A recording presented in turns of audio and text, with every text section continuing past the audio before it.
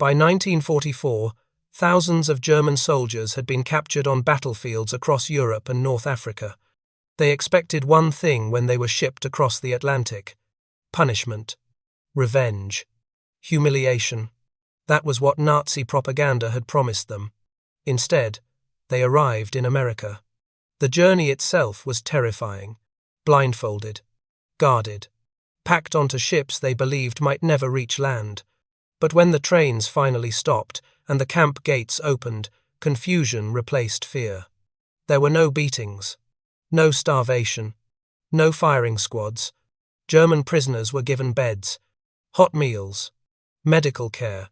Some stared in disbelief as guards handed them cigarettes and coffee.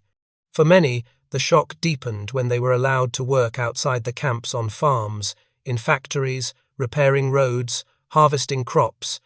They earned wages.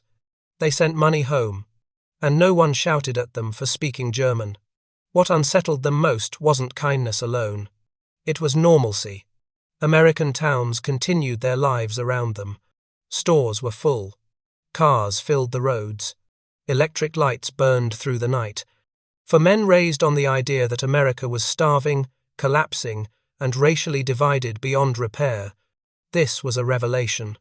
Some prisoners saw American soldiers of different backgrounds working side by side. Others met civilians, who treated them not as enemies but as people. One prisoner later wrote, "We were told America was cruel and broken. What we saw was confidence." Even more disturbing was what happened inside the camps. American officials encouraged debate. They allowed newspapers. They screened films. Slowly, carefully, the ideology many prisoners had grown up with began to crack. By late 1944, US intelligence noticed something unexpected. German prisoners were arguing with each other, not about escape, but about whether Hitler had lied to them. Some still held firm. Others quietly abandoned the beliefs they had marched into war with. When the war ended, many prisoners returned home changed, not because they had been forced to change, but because they had seen an alternative. The greatest shock for German prisoners in 1944 wasn't defeat. It was discovering that the enemy they were taught to hate didn't look like the monster they had imagined.